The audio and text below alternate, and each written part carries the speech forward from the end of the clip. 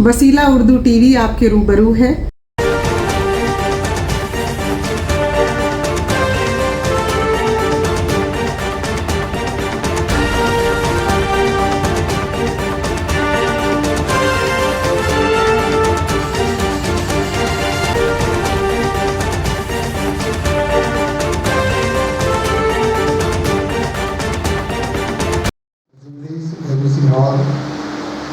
आपका इस्तकबाल दिल की गहराइयों से करते हैं और यहाँ आए हुए तमाम मेहमान हमारे स्टेज पे रौनक अफरोज होंगे इंशाअल्लाह ताला। आज जैसा कि आप जानते हैं कि काफ़िला कड़पा से चलकर हैदराबाद आया है और कड़पा ने उर्दू के वो खिदमत अंजाम दिए हैं जिसके मीर कड़बा हमारे हर दिन अजीज़ दोस्त उर्दू के नामवर मुजाहिद और सिपाही इमाम शाहिद साहब हैं। वो अपनी ज़िंदगी को अपने खिदमत को वसीले के हवाले करते हुए पूरी दुनिया के इलेक्ट्रॉनिक मीडिया और प्रिंट मीडिया पे छा गए हैं। जिमनी जेबीसी हॉल कड़पा की नुमाइंदगी करने के लिए, कड़पा को अपने दामन में समेटने के लिए जिमनी जेबीसी हॉल आप मेहमानों का दिल की गहराइयों से खैर मक़दम करते हुए आज के प्रोग्राम को एक तबीयत देने जा रहे हैं। आज प्रोग्राम को आपके हवाले करने जा रहे हैं। इस प्रोग्राम का आज जैसा कि आपको मालूम है कड़पा के ही हमारे हर दिल अजीज़ और नहायत ही माहिर तालीम जनाब मोहम्मद गौर साहब ने एक किताब, कई किताबें आ चुकी हैं इनकी आने ज़िंदगी हमें हैदराबाद में आने के बाद ज़िंदगी के बावजूद उनके डिसिप्लिन लाइफ के तमाम मज़ामीन इस किताब में शामिल है। मैं समझता हूँ कि हमारे वसीला टीवी के डायरेक्टर चेयरमैन महमूद साहिब साहब ने कड़पा से लेकर के हैदराबाद को और हैदराबाद से लेकर के हिंदुस्तान के तमाम बड़े शहरों को आपने अहाता किया है और वसीले के हवाले किया है और आज के प्रोग्राम को भी लाइव दिया जा रहा है। इंशाअल्लाह ताला आप जैसे माहिरीन अपने अपने शोबे हयात के यहाँ तशरीफ़ फरमा है। आप सबों का जो है अभी कुछ ही वक्त में कुछ ही देर में आपको डायस की रौनक बनाई जाएगी। हमारे दरमियान में जहाँ अजमत बेहवानी साहब आज प्रोग्राम की सदारत अंजाम देंगे। अजमत बेहवानी साहब से और ख्वाहिश करते हैं कि डायस पे जलवा अफरोज हमारे दरमियान में आज के नौशे और किताब के मुसन्निफ़ और काबिल एहतराम शख्सियत मोहम्मद गौस खान साहब हैं। उन्हें दावत देता हूँ कि डायस पे तशरीफ़ लाएं।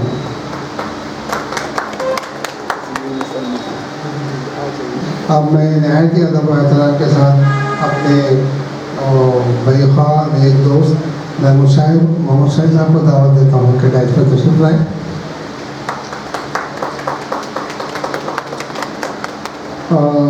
बॉम्बे से तशरीफ़ लाए हुए एडिटर इन चीफ वज़ार टाइम के जनाब मुस्तकीम मक्की साहब से ख्वाहिश करते हैं कि डायस पे जलवा अफरोज़ हो। इनकलाबी शख्सियत के मालिक मेरे गुलाम जनाब डॉक्टर अलीम खान फकी साहब है। अदब एहतराम से डायस पे तशरीफ़ लाए। हमारे दरमियान में आज की महफिल में एक और मेहमान तशरीफ़ फरमा है। उनका नाम है जावेद नसीम साहब से ख्वाहिश करते हैं कि डायस पे तशरीफ़ लाएं। यूँ तो हमारे दरमियान में जितने सामाईन जितने इस महफिल में तशरीफ़ फरमा शख्सियात हैं वो सभी डायस के काबिल हैं, चाहे हम डायस के इस पार हो या उस पार हो। बाद आप सबों का इस्तेमाल है। आप सभी हमारे लिए बहुत नहायती अदब व एहतराम की वाली शख्सियत है। यहाँ पे और भी आज के इस महफिल में मौसम खान है जो अभी जिंदगी जज्बा फार्म से जुड़े हुए हैं। नसरुल्लाह खान साहब हैं जो अजमी जबी इस फार्म के ही नुमाइंदगी करते हैं। हमारे दरमियान में उस्मान साहब हैं जो उर्दू के सीनियर मोस्ट जो सहाफ़ी हैं और तेलंगाना की भरपूर नुमाइंदगी हिंदुस्तान में करते हैं। आप महंगाई के और इनकलाब के एडिटर भी हैं اور اس طرح سے ایڈیٹر رفیق دکن بھی ہمارے درمیان میں ہیں اور شیخ قاضی اعظم شاہ بھی تشریف لائے ہیں، قدرت اللہ بیوانی صاحب بھی تشریف فرما ہے، حافظ اللہ بیوانی صاحب، اور اس طرح سے بہت اہم شخصیات تشریف فرما ہے۔ میں آج کی محفل کا آغاز، آج کی محفل چونکہ آج جس کتاب کا رسم اجرا ہونے جا رہا ہے اس میں ہمارے بہت سے مقررین ہیں جو اپنے اپنے اظہار خیال فرمائیں گے آئین زندگی پر۔ اس سے پہلے کہ میں دوسرے مقررین کو دعوت دوں، میں مصنف کا تعارف کرانے کے لیے محمود صاحب صاحب سے خواہش کروں گا کہ محمود صاحب صاحب ڈائس پر میک پہ آئیں اور اظہار خیال فرمائیں۔ السلام علیکم۔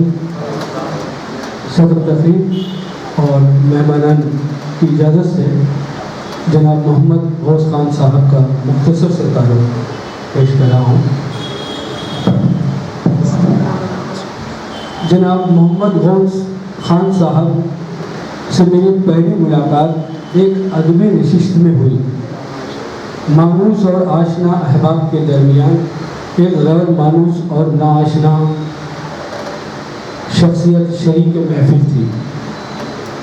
سر پر سفید ٹوپی، چہرے پر سفید داڑھی، سفید کرتا پائجامہ، حشاش بشاش چہرہ۔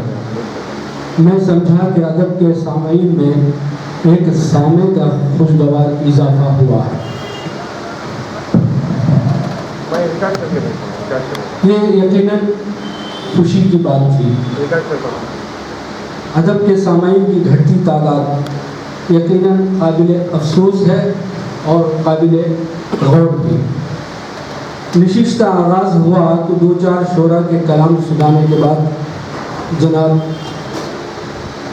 محمد غوث خان صاحب کو افسانہ سنانے کی دعوت دی گئی تو میری حیرت کی انتہا نہ رہی۔ جناب محمد غوث خان صاحب افسانہ سناتے رہے اور وقفے وقفے سے سامعین کے چہروں پر مسکراہٹ ابھرتی رہی۔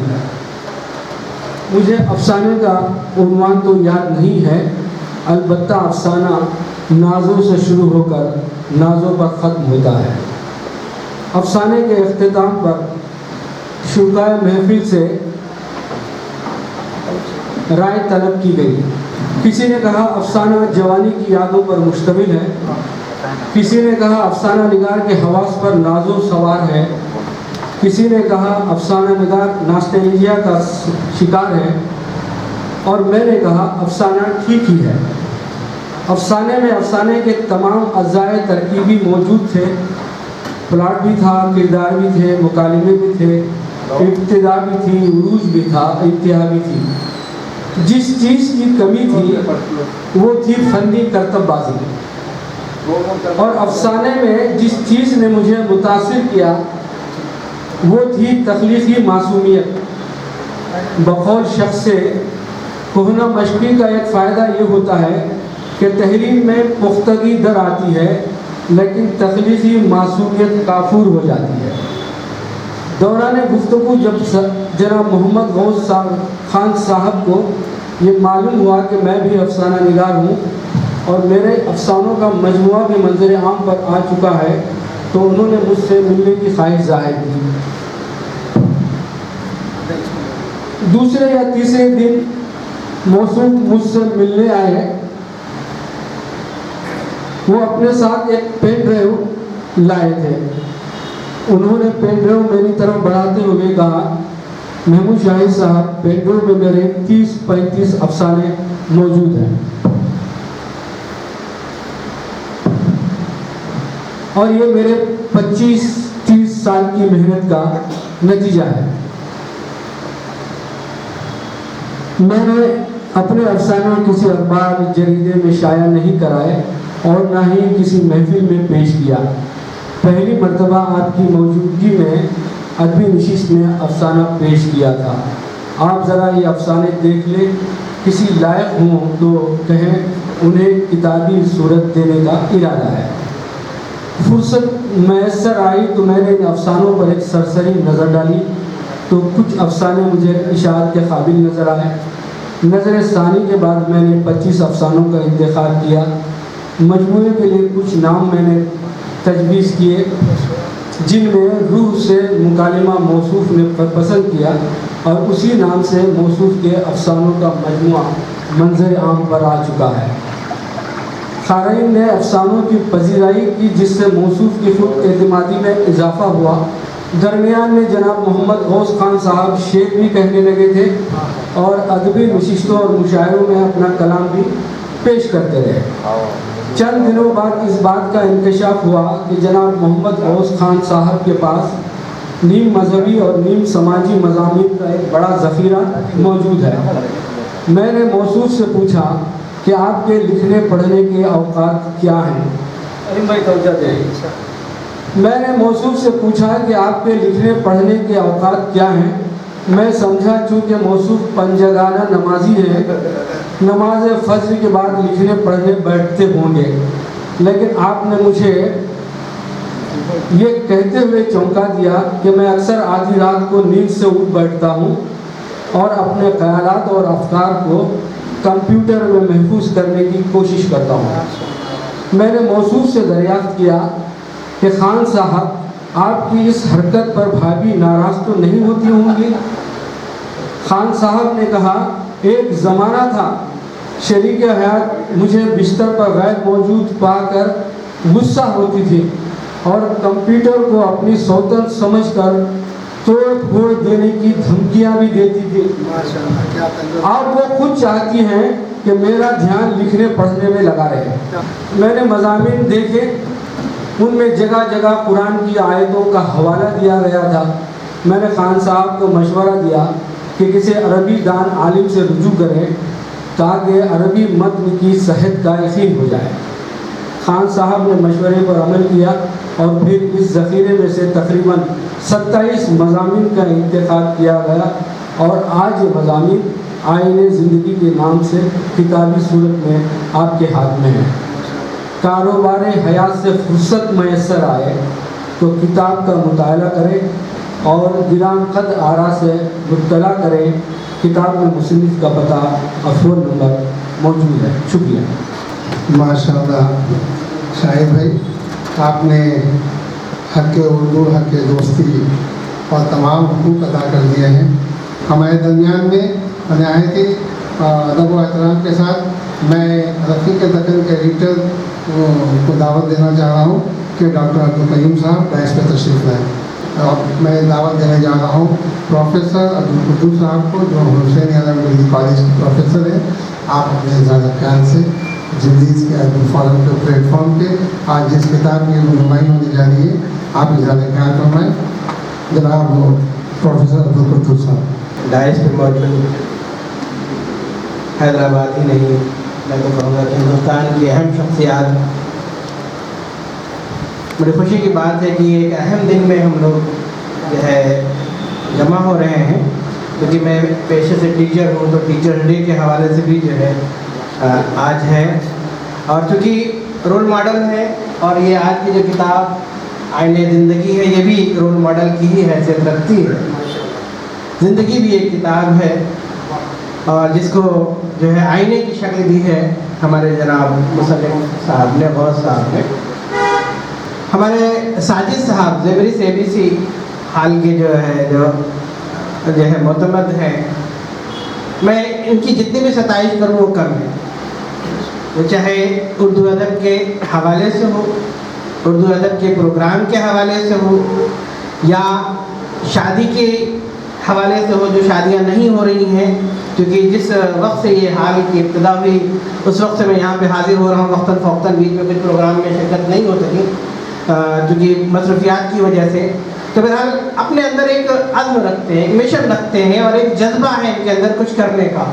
فرحان آج کی جو کتاب ہے، دیکھیے کتابیں لکھی جا رہی ہیں، بہت ساری لکھی جا رہی ہیں، لیکن اگر ہم جائیں تو آج پڑھنے والا جو قاری ہے وہ نہیں ہے۔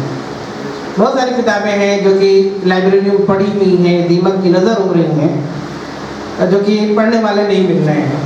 آپ اگر مثالیں دیکھیے تو حیدرآباد میں بہت ساری ایسی لائبریریاں ہیں، چاہے وہ عاطفیہ لائبریری سے لے کر کے آپ عثمانیہ یونیورسٹی کی لائبریری لے لیجیے، خود جو ہے سٹی کالج جو ہے گورنمنٹ سٹی کالج، وہاں پہ بھی ایک سال میں نے خدمت انجام دی۔ بہت ساری ایسی کتابیں، قدیم کتابیں ہیں जो कि एक रूम के अंदर बंद कर दी गई है, और मैं उस रूम की चाबी मांगता रहा कि दे दीजिए ताकि मैं उसकी कैटलॉगिंग करूँ।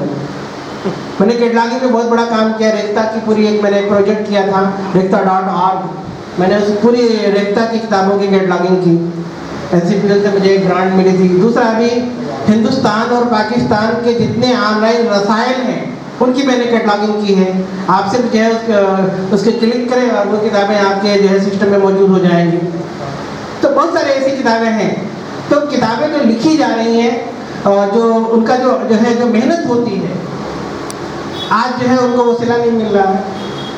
उसको लोग जो है कम से कम पढ़ें। ये जो ज़िंदगी है, ज़िंदगी क्या होती है? आईना होती है। हमारी जो ज़िंदगी है, हमने जो अपनी बचपन से लेकर के अब तक की जो ज़िंदगी गुजारी है, उसके जो अहम नुकात होते हैं उस पर किताबों के अंदर जो है कलम करते हैं, लिखते हैं और चाहते हैं कि हमारे कुछ तजर्बे होते हैं। क्योंकि मुसन्निफ की उम्र जो है मुझे लगता है कि 60-70 साल के करीब होगी। ये जो 60-70 साल का जो तजर्बा है, जो निचोड़ है उनकी ज़िंदगी का, वो जो उस किताब के अंदर है और हम उस किताब को पढ़ना नहीं चाहते। आज की जो नस्ल है हमारी, खुद उसमें मैं भी शामिल हूँ, कि जो है हम उन तजर्बात से फ़ायदा नहीं उठाते और फिर कहते हैं कि दुनिया गुमराही के रास्ते पर जा रही है, लोग समझ नहीं पा रहे हैं। अरे भाई, बहुत सारी चीज़ें ऐसी हैं जिसको हम समझना ही नहीं चाह रहे हैं। समझने की ज़रूरत है, पढ़ने की ज़रूरत है। और जब भी किताबें लिखता है कोई, वो चाहता है कि जो हमारे तजर्बात हैं लोग उससे फ़ायदा हासिल करें। बहुत शुक्रिया प्रोफेसर अब्दुल कुद्दूस साहब। अब मैं दावत देने जा रहा हूँ अपने उर्दू के एक और सरगर्म मौसिम भी है उर्दू के, और मौसिम हम सबके दोस्त भी हैं। मेरी मुराद ये है कि मौसिम खान जनाब सैयद असगर साहब अंजाम देंगे। जनाब मौसिम खान साहब। मैंने अभी सरसरी किताब देखी, अलीम खान फल्की साहब भी मुताला कर रहे थे, तो मैं किताब में लुलु छाप रहा था।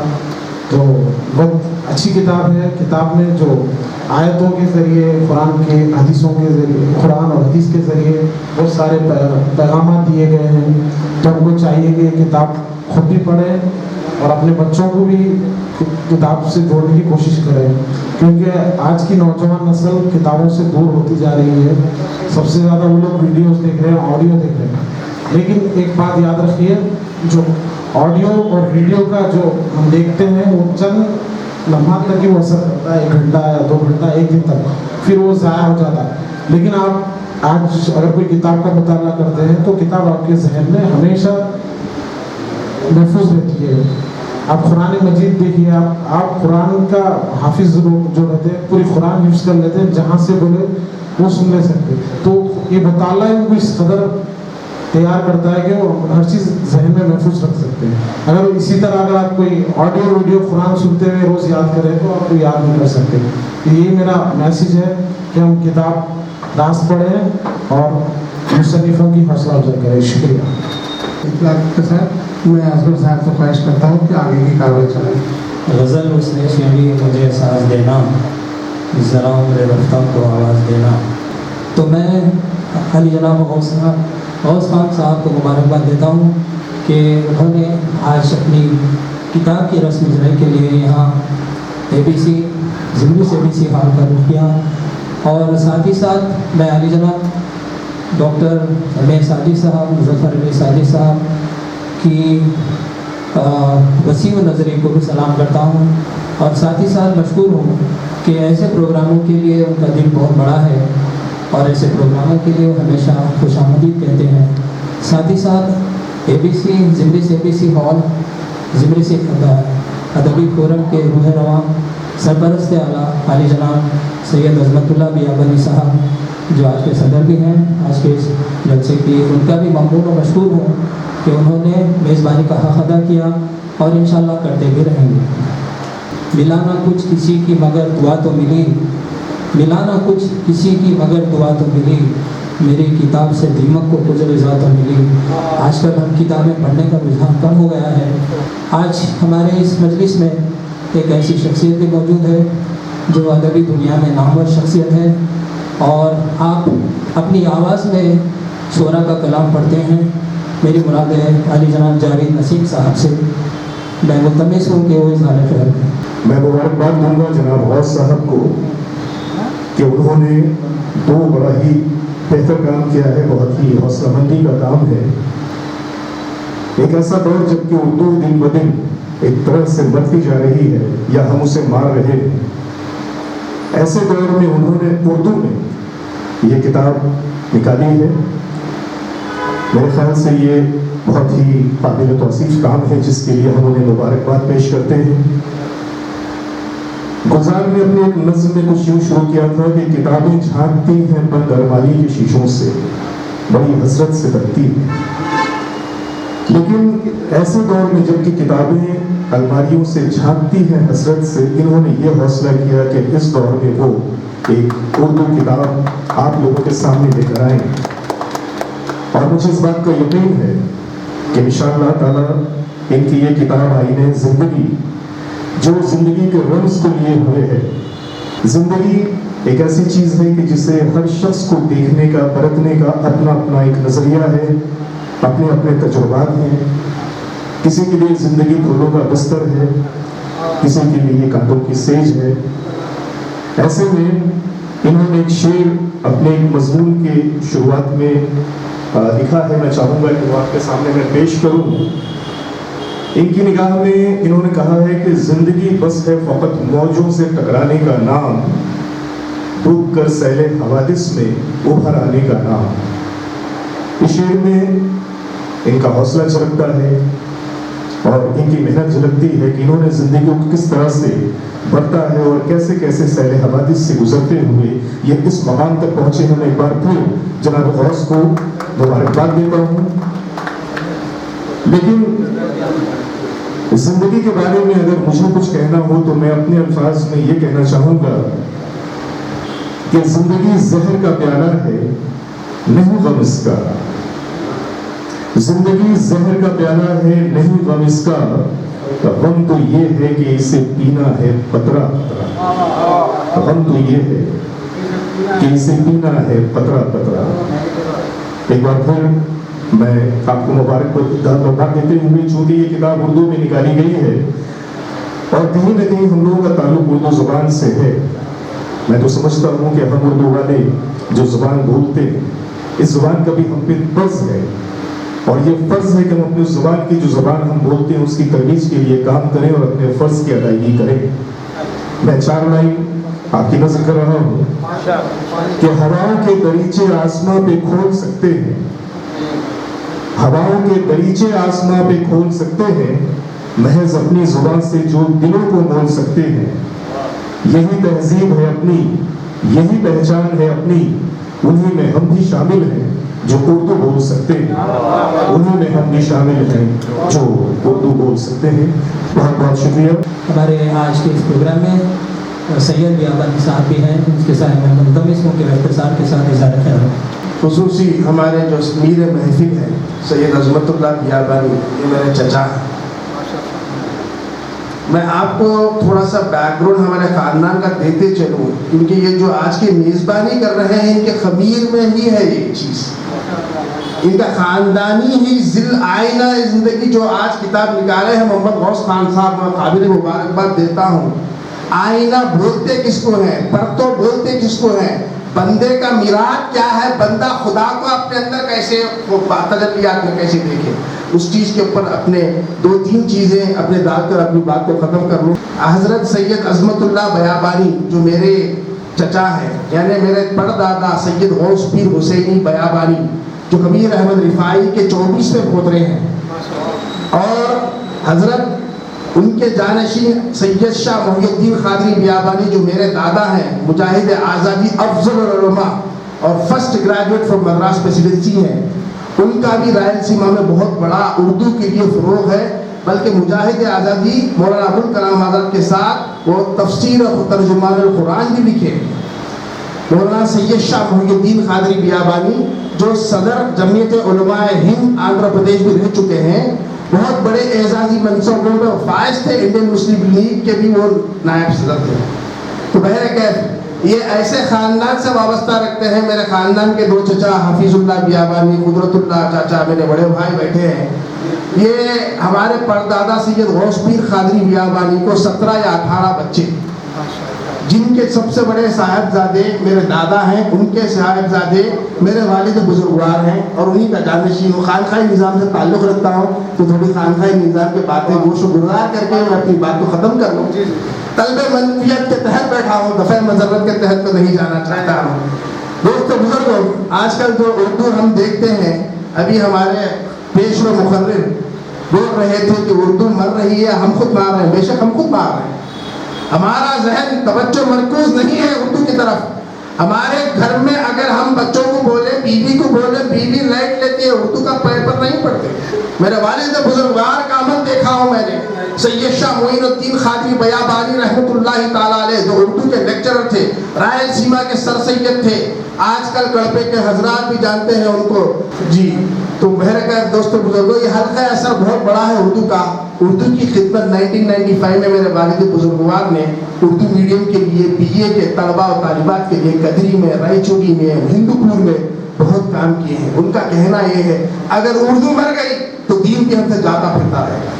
دین کو ہم خود مار رہے ہیں. مبارکباد دیتا ہوں چاچا عظمت اللہ کو جو ایسی محفلوں کا انعقاد عمل کر کے تجدید دین احیاء اردو کے لیے کام کر رہے ہیں. اور ہمارے خصوصاً محمد غوث خان صاحب جو اہل طریق ہے سلسلہ قادریہ سے، ان کا بھی مشکور و مقبول ہوں. دوستو بزرگوں، ایسی شخصیت ہے جو اپنے افکار کو، اپنے جو ہے نا تجربات کو اپنے کتاب میں سانچے میں ڈھال کر ایک امت کے حوالے کر رہے ہیں. اس کا مطلب ہمارا ضروری ذمہ اور فریضہ بنتا ہے کہ ہم اس کے اوپر جو ہے نا ذہن مطالعہ کریں، اپنے گھروں میں بھی بانٹیں اور ہم اپنے گھروں میں بھی اردو کی فروغ کریں.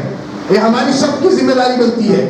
آئینہ زندگی، ہمارے زندگی کے اندر جو آئینہ ہے وہ آئینہ حقیقت میں میراث ضد الہی. میراث بولتے ہیں آئینے میں، میراث بے خودی میں دیکھا ہوں حق کو حق سے، جنت اسے کہے ہیں، رویت اسے کہے ہیں، وآخر دعوانا ان الحمدللہ رب العالمین. اب میں آج کے اور ایک مقرر علی جناب حافظ ڈاکٹر عبدالقیوم صاحب سے ملتمس ہوں کہ وہ اظہار خیال کریں. ایڈیٹر رفیق دکن. ہمارے دوست کہہ رہے تھے کہ اردو تقریباً ختم ہو رہی ہے، اور پھر آپ بھی ہمارے دوست نے بھی کہا کہ گھر کے چراغ سے ہی گھر کو آگ لگی. تو میں ادباً تمام اردو دان سے گزارش کرتا ہوں کہ اس کو سنبھالنا ہماری ذمہ داری ہے. تو آج کے جو بچے ہیں تو بالکل اردو سے دور ہوتے چلے جا رہے ہیں، ناواقف ہیں. ہمارے بچپنے کی بات ہے کہ اس زمانے میں تعلیم کو فروغ دینا بہت اچھی بات سمجھی جاتی تھی. جب کبھی بڑوں سے کچھ پاکٹ منی ملتی تھی تو اس سے سب سے پہلے جا کر ہم اردو کی کتابیں خریدتے تھے. تو اس طرح سے ہم بھی، حالانکہ بیسک ایجوکیشن ہمارا انگلش میڈیم میں رہا، لیکن آپ جیسے بزرگ حضرات کے ساتھ ہماری صحبت رہنے سے اردو میں ایک جذبہ ہوا اور اردو کو فروغ دینے کے لیے ہم نے 30 سال پہلے رفیق دکن کے نام سے اردو کو شروع کیے. اور الحمدللہ ہم نے اس کو جدوجہد کے ساتھ اس وجہ سے آگے لے رہے ہیں. لیکن اب اردو دان کی ذمہ داری کیا ہے، میں آپ حضرات کے سامنے بتانا چاہتا ہوں کہ ہر شخص کی ایک ذمہ داری ہے کہ کم سے کم 2 غیر اردو دان کو ہم سکھانے کا آج عہد کریں. تو اگر ہم یہ کام کریں گے تو وہ 2 جو بچے سیکھیں گے ان کی ذمہ داری ہوگی کہ پھر 2 کو سکھانا.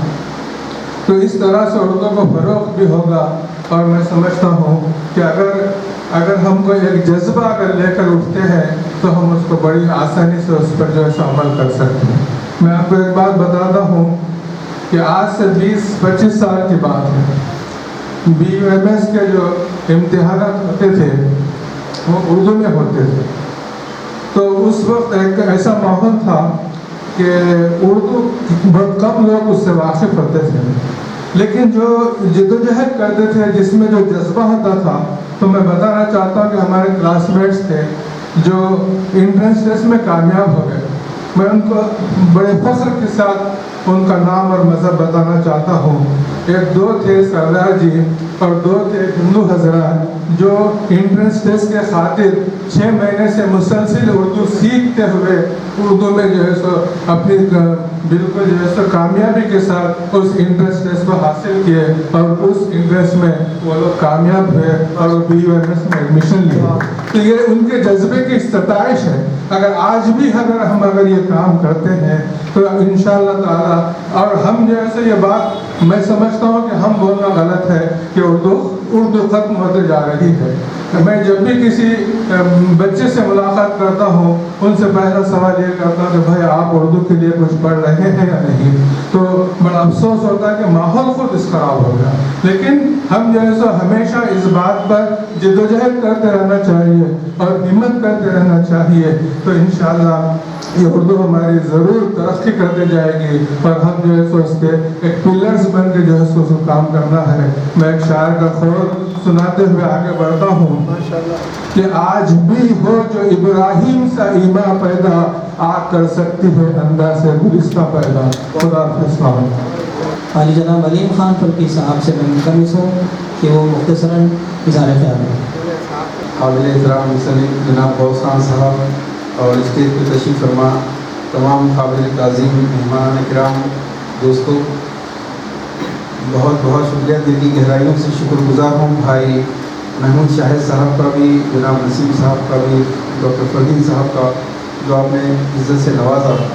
دوستوں کتاب میں نے سرسری دیکھی ہے لیکن مضمون مضامین عنوانات اتنے اچھے ہیں دل کو لگنے والے کہ مضمون سمجھ میں آ گیا.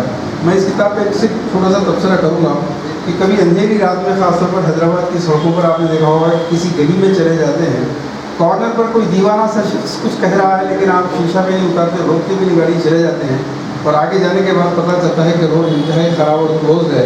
پھر ریورس لے کر آتے ہیں، گھنٹہ 2 گھنٹے برباد کرتے ہیں. پھر اس شخص کو دیکھتے ہیں کون ہے، اگر سن لیتے اس کی بات تو وہ صرف یہ کہہ رہا کہ دیکھو راستہ بہت خراب ہے. یہ کتاب بس اتنا سا میسج دیتی ہے کہ ذرا تھوڑا دیکھ لو، سوچ لو، آگے راستہ بہت خراب ہے.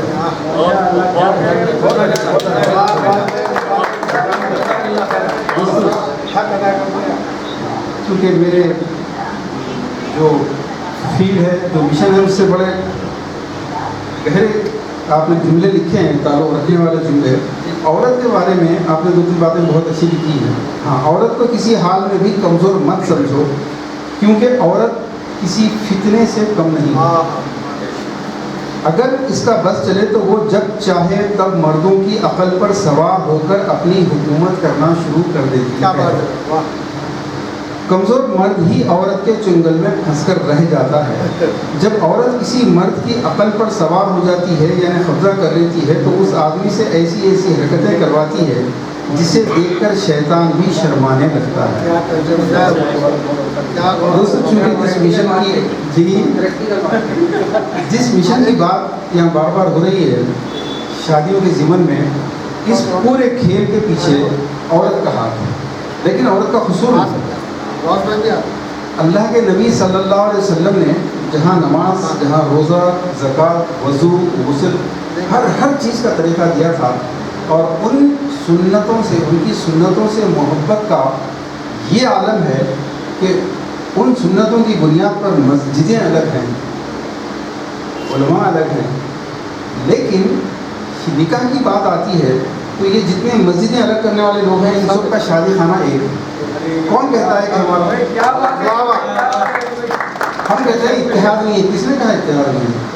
تمام مسالک کے علماء، مشائخین اس بات پہ متفق ہیں ہم ہر سنت پر لڑیں گے لیکن نکاح کی سنت کو قائم ہونے نہیں دیں گے. آج جس شادی خانے سے گزریں گے آج وہاں پر ایک مسلک جو کتاب اللہ، کتاب و سنت اور داڑھی کے ایک بات پر کمپرومائز نہیں کر سکتا، آج وہ لڑکی کے باپ سے 500 آدمیوں کا کھانا کھا رہا ہے. کل اسی شادی خانے میں آ کے دیکھیے وہ جو عشق رسول کے دعوے کرتے ہیں، اللہ کے نبی کے صاحبزادوں کے حضرت فاطمہ کے نکاح کا مذاق اڑایا جا رہا ہے اور وہاں پر ایک گمسن منگنی کی شادی. سارے لوگ آ کے یہاں ہوتے لوگ جن جملوں کو غوث خان صاحب نے لکھا ہے کہ مرد جب عورت پہ کیسے سوار ہوتی ہے، میں اس کی طرف آتا ہوں. تقریروں سے متاثر ہو کر جب مرد حضرات گھر میں جا کے بیگم کو کہتے ہیں کہ بیگم آج واقعی ایک تقریر سنی ہے، انشاءاللہ ہم ہمارے بیٹے کی شادی مکمل اسلام پہ کریں گے، سادگی سے کریں گے. وہ اوپر سے نیچے تک دیکھتی ہے اور کہتی ہے اچھا میرے ابا سے وصول کرے وقت اسلام یاد نہیں آیا، اب یاد آیا. ویری سمپل دوستو، آپ نے اگر نبی کے طریقے پہ نکاح کیا ہوتا، کل آپ کے 2-3 بیٹیاں بھی ہو جائیں گی، وہ عورت اپنی بیٹیوں کی شادی سنت پر کرنے کے لیے خود فائٹ کرے گی. لیکن آپ نے جو وصول کر لیا ہے، اب عورت کا بدلہ لینے کا جو وقت آتا ہے، آپ نے اگر 2 لاکھ روپے خرچ کروائے تھے اس کے ماں باپ سے، تو اس کے ماں باپ کی تکلیف اس کو پوری یاد ہے. اب آپ سے بدلہ لے کے 10 لاکھ خرچ کروائے گا، آپ کچھ نہیں کہہ سکتے. یہ ہے جب عورت سوال ہو جاتی ہے، آپ کے پاس کوئی جواب نہیں. دوستو ہمارا مشن، میں تھوڑا سا 2-3 منٹ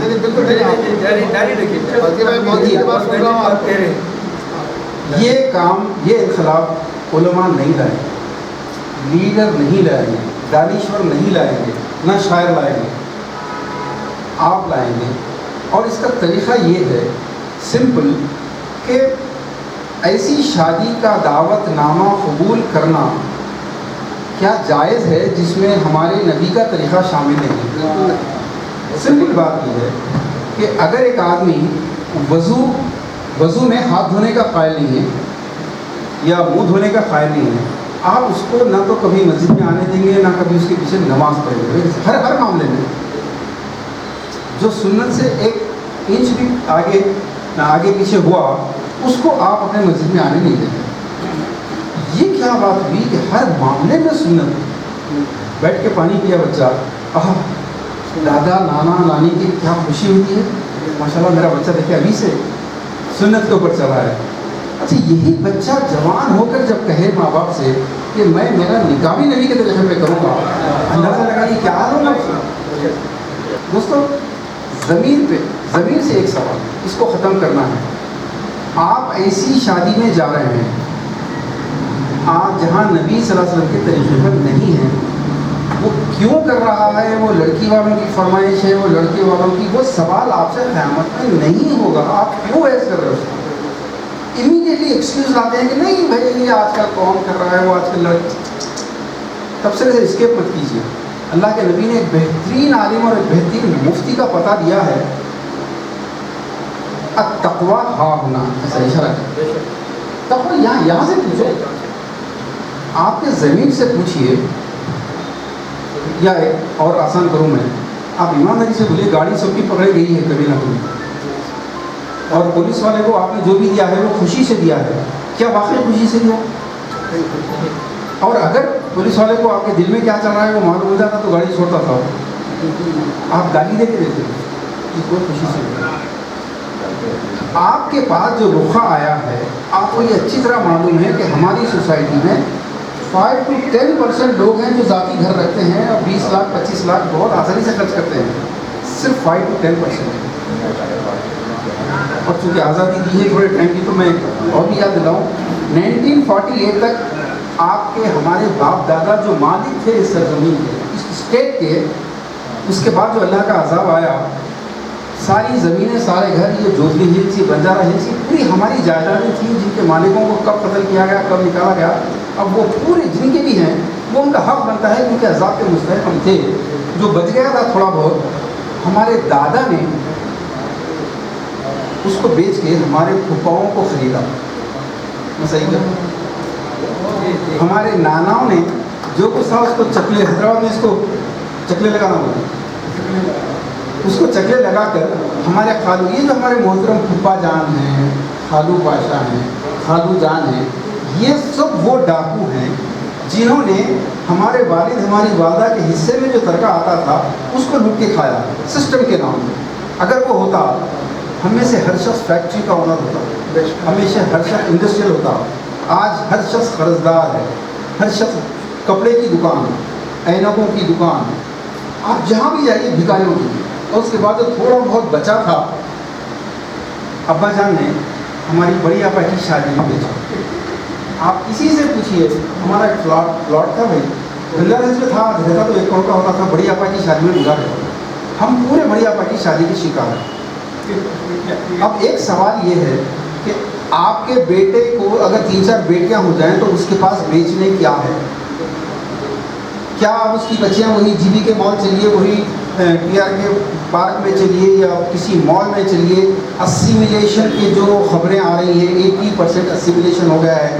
آپ کی بہنیں بیٹیاں بھیڑوں کے ساتھ بھاگ رہی ہیں، اور ہماری اتنی خوددار قوم ہے صاحب کہ وہ نیوز کو دیکھنے کے بعد واٹس ایپ کے اوپر غصہ نہیں آتا، بلکہ واٹس ایپ فارورڈ کرتے ہیں. وہ لوگ جو ہماری بہنوں کی، ہمارے قوم کی ذلت کی خبر کو پڑھنے کے بعد غصہ نہیں آتا. اللہ کا حدیث ہے، اللہ کے نبی صلی اللہ علیہ وسلم نے فرمایا کہ کسی بستی پہ جب اللہ کے عذاب کو نازل کرنے کا حکم ہوا، فرشتوں نے کہا وہاں ایک بہت اچھا مسلمان رہتا ہے، وہ صدری پہنتا ہے، تقریر اتنی اچھی کرتا ہے.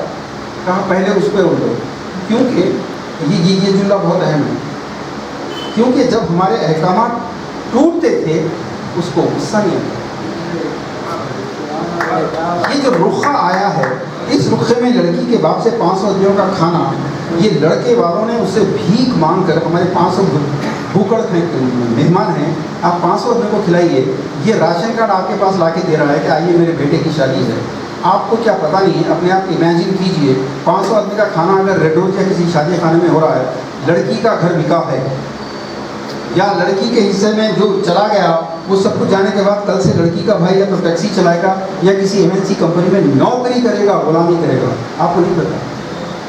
اگر یہ پیسہ ہو، یہ لڑکے انڈسٹری میں آتے ہیں، فیکٹری میں آتے ہیں، آج پوری قوم تھرڈ کلاس. دوستوں بس 2 منٹ، آپ کیا کر سکتے ہیں؟ کم سے کم لیول پر اگر ضمیر زندہ ہو، جو بات ضمیر کی آئی تو بتا دوں دوستوں، اس کے نقصانات پر کبھی موقع دیجیے، بتاؤں گا. نیند اڑ جائے گی اس کے نقصانات جو ہو رہے ہیں، نیند اڑ جائے گی ضمیر والے انسانوں کی، لیکن اب بھی ضمیر زندہ ہے. دوسرے کیا کر رہے ہیں یہ مت دیکھیے، قیامت میں آپ سے سوال ہوگا. یہ جو شادی کی بات چیت میں پھپھا جان بن کے جاتا ہوں، ہم بزرگ لوگ تایا جان، خالو جان بن کے جاتے ہیں، ہم لوگ پکڑے جائیں گے. ہم لوگ وہ دلال ہیں جو ہم اس لڑکا لڑکی کو بیچنے اور خریدنے کے معاملات طے کر رہے ہیں، کتنے آدمی کھانے کھائیں گے طے کر رہے ہیں، کتنا گولڈ دیا جائے گا طے کر رہے ہیں، کتنے جوڑے کی رقم طے کر رہے ہیں. ہم دلال ہیں. ہماری پوچھ بہت خطرناک ہوگی. آپ کو کرنا صرف یہ ہے، اگر کوئی دعوت نامہ آئے اس میں لڑکی کی طرف سے کھانا ہے، یہ انڈیکیشن ہے کہ اس میں منگنی ہوئی ہے. میرے نبی کی کسی بیٹی کی منگنی نہیں ہوئی، لیکن یہاں منگنی ہوئی ہے. اس میں جہیز خوشی سے دینے کے نام پہ، کیونکہ حیدرآباد کی خاص بات، مستقیم صاحب، حیدرآباد کے لوگ بہت خوددار لوگ ہوتے ہیں، محترم بے انتہا خوددار لوگ ہوتے ہیں. کبھی کسی نے جہیز نہیں لیا. کسی نے لیا؟ کسی نے اپنے بیٹے والے کے لیے جہیز لیا؟ نہیں. ہم لوگ دیتے ہیں، خوددار لوگ ہیں ہم لوگ. ہم صرف یہ کہتے ہیں جو دینا ہے اپنی بیٹی کو دے دو، بس. شادی معیاری دے دو، ہمیں نہیں چاہیے جہیز نہیں. دوستو، شادی کے دن کے کھانا انڈیکیٹ کرتا ہے منگنی ہوئی ہے، شادی کا کھانا ہے، جہیز خوشی سے ہے، جوڑے کی رقم کی شکلیں کچھ اور ہیں، سب کچھ ہے. آپ کو ایک کام یہ کرنا ہے، یہ رقہ اسی کے سامنے یہ کہہ کر واپس کرنا ہے، معافی چاہتا ہوں، یہ میرے نبی کے طریقے پہ نہیں ہے، میں نہیں آ سکتا. یہ کام کرنے کے لیے کون تیار ہے؟ یہ جہاد ہے. اصل جہاد یہ ہے. تقریریں مت کیجیے جہیز پہ، سب کو پتا ہے پان کے ڈبے والا آپ سے اچھی طرح کر سکتا ہے. آپ یہ بولیے میرے نبی کے طریقے پہ نہیں ہے، میں نہیں آ سکتا. اس میں آپ کے نہیں جانے سے شادی رکنے والی نہیں ہے. آپ کا جملہ 10 لوگوں کو جا کے بولے گا، ماضی یاد دلائے گا، بھول گئے ڈاکٹر صاحب ہماری شادی ہے، بیٹی کی شادی بھول گیا. یہ زمین پہ کانٹا چبھنے کے بعد یہ جو چلا رہا ہے نا، اس کو چلانے دیجیے. اس کی چلاہٹ کی وجہ سے معاشرہ جاگے گا. 10 میں سے 9 آدمی گالی دیں گے آپ کو، ایک آدمی کہے گا کہ اس نے بات صحیح کہی ہے. آپ کی کامیابی. اللہ کے نبی کی 13 سال کی مکے کی زندگی میں ہجرت میں ساتھ چلنے والے کتنے لوگ تھے؟ ایمان لانے والوں کی تعداد سینکڑوں میں ہے، ساتھ چلنے والے صرف 70. یہی 70 مدینہ جا کے انقلاب لاتے ہیں. اس پورے مجموعے سے 2 آدمی بھی عہد کر لیں، آج کے بعد سے شادی کا کوئی ایسا رخہ قبول نہیں کروں گا جس شخص کی شادی میں میرے نبی کے طریقے کے خلاف پسند ہو. میں اس شادی میں شرکت نہیں کروں گا، رخہ واپس کروں گا. خاموشی سے رخہ لینا اور شادی میں نہیں جانا یہ بزدلی ہے، اور اس کی وجہ سے آپ مٹ رہے ہیں. دوستو بہت بہت شکریہ، آپ نے اتنا وقت دیا. میرا کارڈ دیتا ہوں میں جانے سے پہلے. ہمارے فیس بک، واٹس ایپ وغیرہ پہ کئی کتابیں، कई उलमा के वीडियोज़ हैं, ज़रूर देखिए। मैं बहुत साहब को मुबारकबाद देता हूँ कि आपके लहने पढ़ने के बाद इतना मजमून अभी जहन में आया, वरना मेरा भी जहन सोया हुआ था।